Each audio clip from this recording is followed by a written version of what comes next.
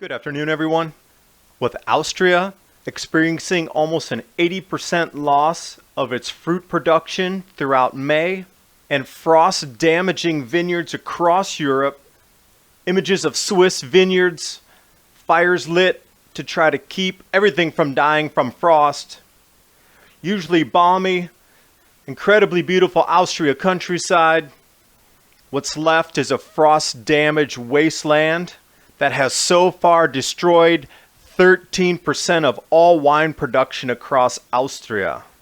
More than 6,000 hectares were damaged. The regions that were most heavily affected, and to what the exact losses were. Pacific Ocean temperatures drop off the fastest ever recorded. Sunspots as well just plummeting would explain the cool spring. The forecast is for us to enter a grand solar minimum this year. And on top of this, we're about to experience one of the most intense La Niñas ever.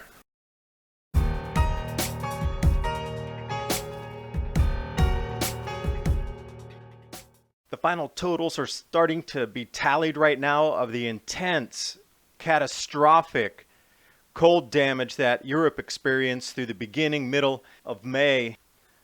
Austria, as a country, its entire fruit production has been put in the loss range of around 80%. The smallest number that insurers are talking about right now are 100 million euro, and that is not including grapes. This is only for cherries and assorted fruit. Now, with frost damage and a look at this otherworldly landscape of fires throughout the vineyards to try to warm up literally a countryside against frost damage. Agro insurance headlines, fruit farmers facing total losses, extreme snowfall and frost damage across Europe. This is one single country. They lost 80% of their fruit and 13% of their wine production. It got so bad, in fact, that the Austrian government has to bail out insurance companies that have gone bankrupt trying to just pay out the farm losses. The extreme weather, Parliament actually decided to implement its own governmental crop insurance loss to try to reduce the failures of the insurance companies. Just yesterday, heavy hailstorms are now taking a toll throughout the apricot and different fruits that are growing. A look at what happened in the last week and first weeks of May here. They tried to put nets over to protect crops, but as you see, that snow and sleet and ice came down just too heavy and collapsed everything. Steiermark should be balmy with green throughout the valleys at this time of the year. But what they're left with in eastern Austria, specifically the southeast areas, are just frost damage, dead vines.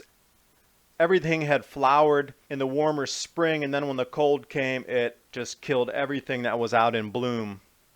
The minimums they're looking at currently are 6,000 hectares, a minimum of 20 million in Lower Austria, and another 5 or 6 million across other regions, but these are still not the final totals. If you take a look at the total cultivated area by grape variety and hectares, the totals come in around 45,000 hectares, of which 6,000 guaranteed were destroyed.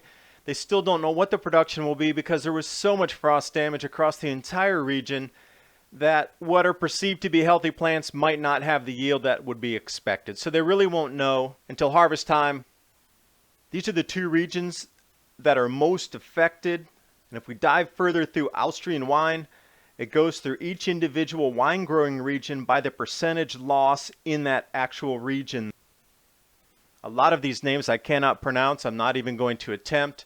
But you can see it runs anywhere from 60% on the high to 15% on the low, with the averages probably being between 20 and 30%. Going forward, I'm making a prediction here for Europe.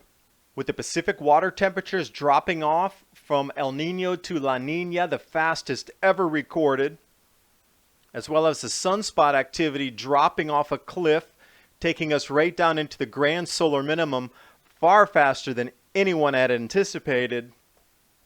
And the forecast going out for an average count of 25 sunspots or less over this next cycle. And with the intensification of La Nina, which is going to be a super Nina because it always follows strength-wise what El Nino does. All of these coupled together with Atlantic multi-decadal oscillation, the AMO turning cold, the Pacific turning cold, and the sunspots and the sun's activity declining. The winter is going to start incredibly early in Europe this year. So the damage that was incurred during the spring, the snows are going to come in early September this year. There's a 4-month window to grow crops, and this is just the beginning. From this year forward, it's going to intensify. The season will be very short this year for growing. Food prices are going to drive up. There's a loss of 80% of the cherry crop across Europe right now. Vineyards are also having difficulty throughout Germany, Austria, Switzerland, Italy. Everywhere they grow wine in Europe right now is having losses. The fruit production stretches all the way from Turkey clear over to Spain, and they are talking 80-90% loss of the fruit crops, including apricots and cherries. There's going to be a substantial drive on prices, especially fruit coming right now. You're looking at 4 or 5 times the price for cherries coming up. So if you can go long on cherries on some forward fund that I don't know about, that is a definite place to put your cash for a short-term gain, is on cherries. And any of you collectors out there who specifically are into these areas in Austria, you're going to need to try to secure your bottles beforehand. There will not be enough supply, as you can see, with those kind of losses. Thanks for watching. Hope you got something out of the video. The food price increases are starting right now. Globally, this is not the only place that they are having problems. United States, China, also having problems with late cold damaging crops. And as always, if you like the information contained within the video, I would ask you to support me on Patreon. I'll leave a link below there.